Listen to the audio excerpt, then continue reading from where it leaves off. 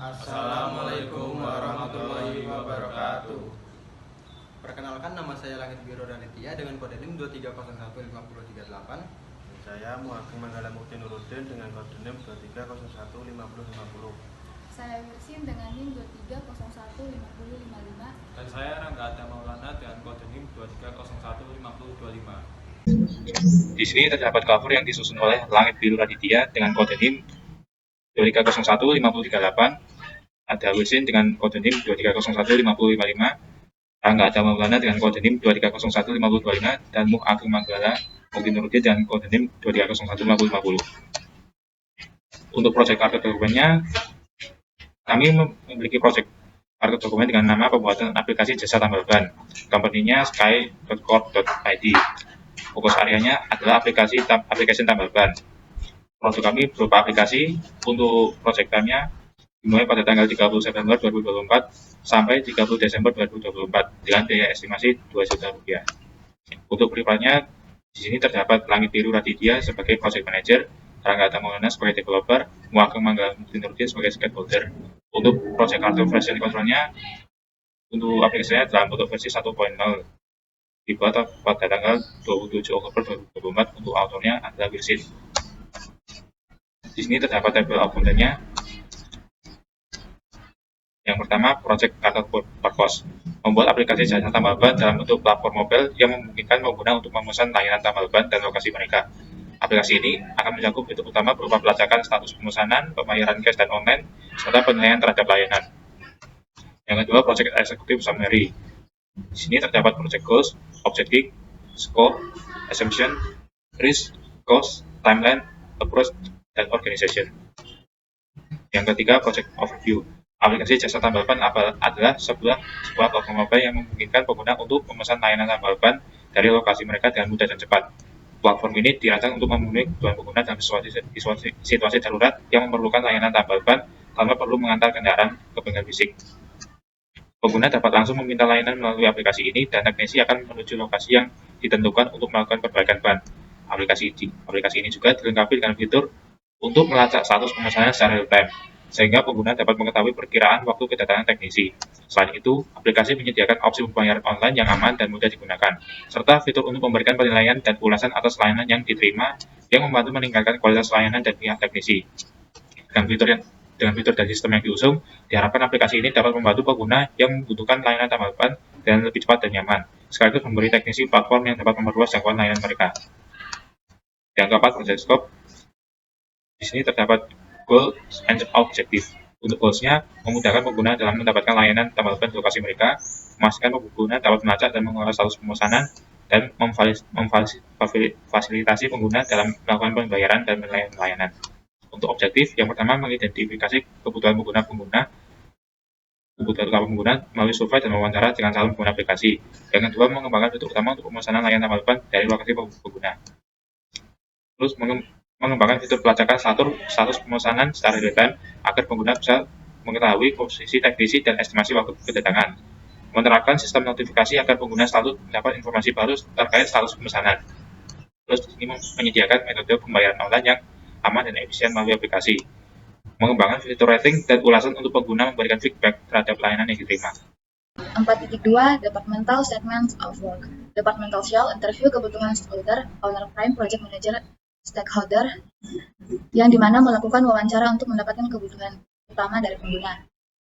Diskusi fitur-fitur aplikasi yang diperlukan, owner prime, web developer, stakeholder, yang dimana tim web developer dan stakeholder mendiskusikan dan membuat requirement. Desain antarmuka aplikasi sesuai dengan kebutuhan, owner prime, web designer, stakeholder, yang dimana web designer dan stakeholder berdiskusi untuk menentukan desain yang sesuai dengan kebutuhan pengguna.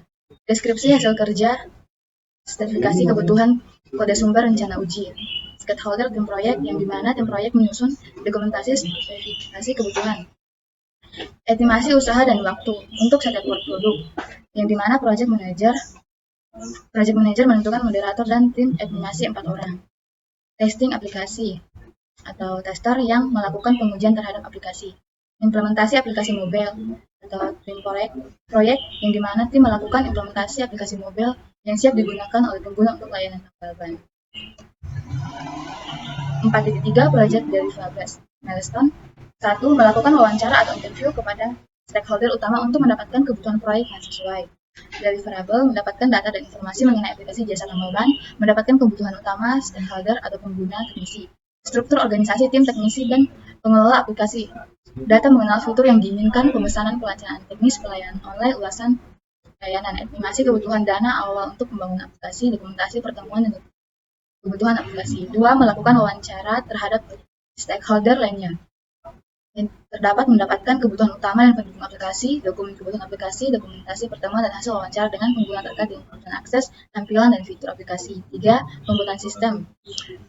Mendapatkan hasil aplikasi sementara prototipe, layanan pemesanan, pelacakan teknisi, dan pembayaran sudah bekerja 80%. Dokumen pengembangan aplikasi. 4. Desain interface. Hasil desain antarmuka aplikasi selesai dan sesuai dengan kebutuhan pengguna. Dokumen pengembangan aplikasi. 5. Presentasi prototipe kepada stakeholder. Mendapatkan feedback dari pengguna dan stakeholder terkait antarmuka dan fungsionalitas. Informasi mengenai kebutuhan minor. Dokumen kebutuhan aplikasi yang sudah diperbarui. 6. Presentasi produk akhir. Aplikasi berjalan sesuai dengan kebutuhan stakeholder. Sistem dapat melakukan pemesanan, pelacakan, pembayaran, memberikan ulasan dengan baik. Aplikasi diimplementasikan dan siap digunakan oleh pengguna. 4.4. Develop out of scope. Proyek ini tidak mencakup mengimplementasikan proses bisnis internal yang terjadi di antara teknisi tambal ban atau pengelolaan operasional harian yang dilakukan oleh tim teknisi. Selain itu, proyek ini tidak melibatkan pengelolaan data atau pengumpulan data di luar ruang lingkup yang diperlukan untuk aplikasi layanan tambal ban. 4.5. Project Estimate Cost and Duration. Project Milestone melakukan wawancara pada stakeholder. Deliverables include mendapatkan informasi mengenai kebutuhan pengguna aplikasi jasa tambal ban dengan level high. Analisa hasil wawancara. Deliverables mendapatkan kebutuhan utama proyek dan menyusun dokumen kebutuhan proyek dalam bentuk final dengan level high. Desain sistem dan interface. Deliverables include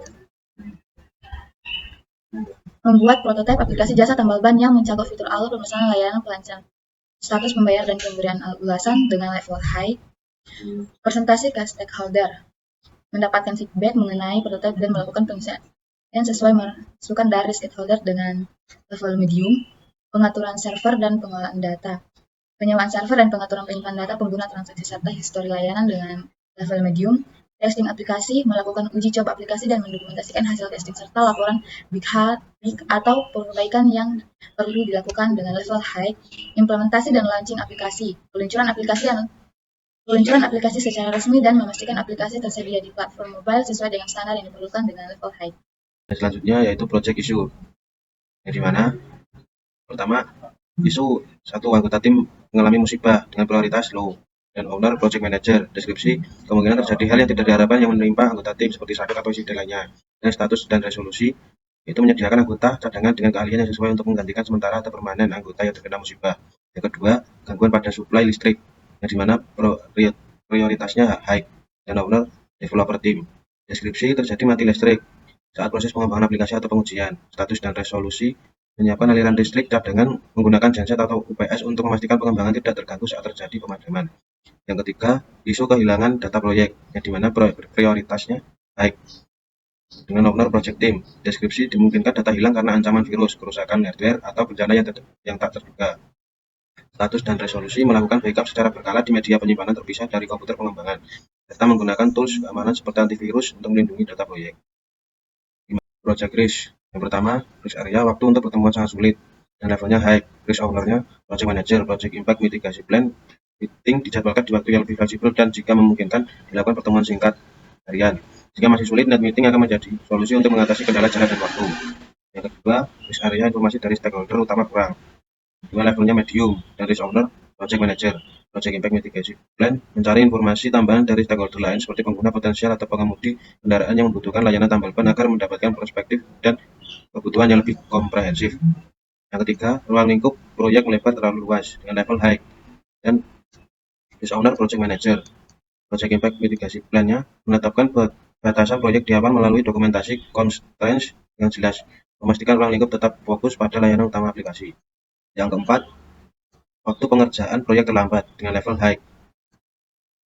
Risk owner-nya stakeholder yang membuat jadwal teks terperinci yang disetujui bersama oleh tim proyek dan stakeholder, serta melakukan evaluasi rutin terhadap kemajuan agar dapat mengambil langkah-langkah cepat jika ada keterlambatan. Yang kelima, kurangnya personil tim dengan level medium dan project manager, di mana merekrut anggota baru yang memiliki keahlian sesuai dengan kebutuhan proyek. Alternatif lainnya adalah mengalokasikan kembali sumber daya yang ada atau mengonsultasikan kepada pihak eksternal untuk tugas-tugas tertentu jika diperlukan. Yang keenam, masalah teknis atau bug pada aplikasi. Levelnya high developer tester, di mana mengadakan pengujian secara rutin menggunakan tools debugging serta melakukan uji coba beta untuk memastikan aplikasi berfungsi dengan baik dan bebas dari bug sebelum peluncuran.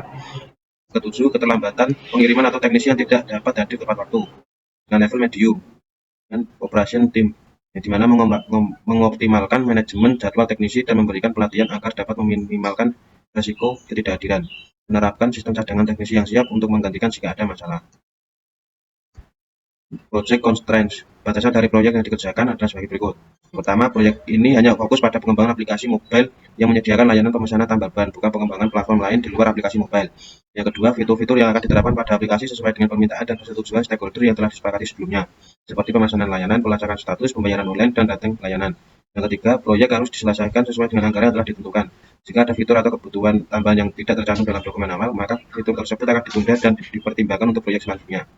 Yang keempat, aplikasi mobile akan memiliki tingkat keamanan yang sesuai dengan persyaratan stakeholder untuk melindungi data pengguna dan transaksi online.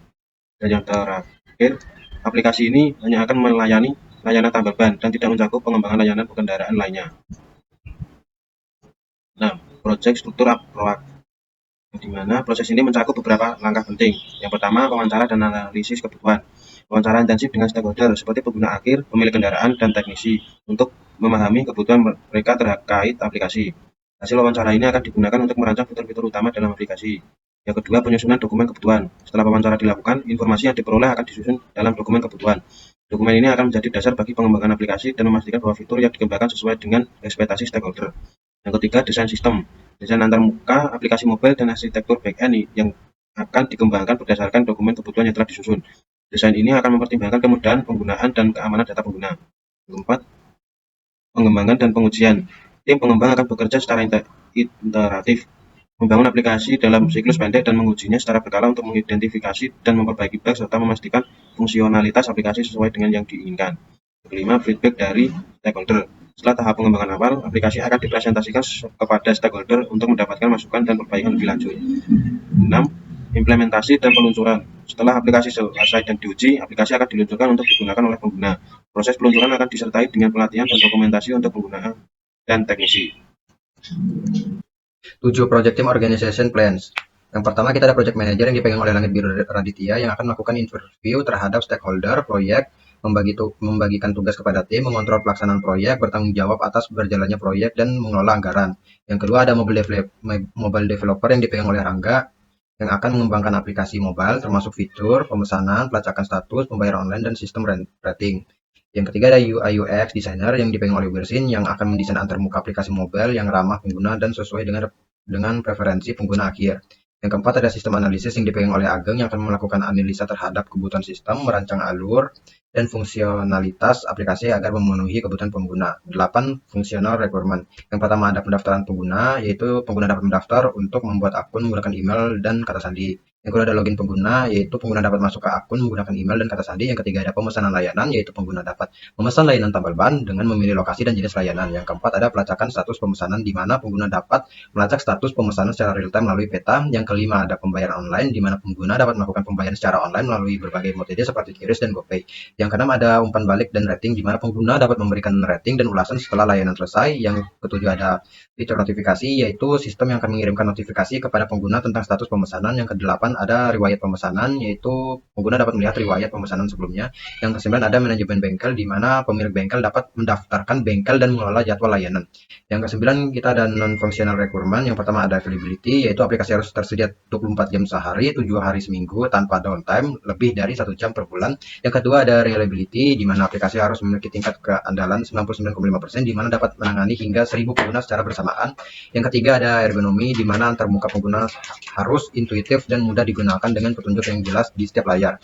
Yang keempat ada portability, di mana aplikasi harus dapat dijalankan di berbagai perangkat seperti smartphone dan tablet dengan sistem operasi iOS dan Android. Yang kelima ada memori, di mana aplikasi tidak boleh lebih dari 200 MB ketika digunakan. Yang keenam ada response time, yaitu aplikasi harus menampilkan hasil pemesanan dalam waktu maksimal 3 detik setelah pengguna menekan tombol konfirmasi. Yang ketujuh ada safety, di sini kita belum mengisinya. Dan kedelapan ada security, di mana data pengguna harus dilindungi secara enkripsi dan aplikasi harus memiliki autentifikasi 2 faktor. Yang kesembilan ada bahasa komunikasi, di mana semua tanya jawab dan antarmuka pengguna harus dalam bahasa Indonesia.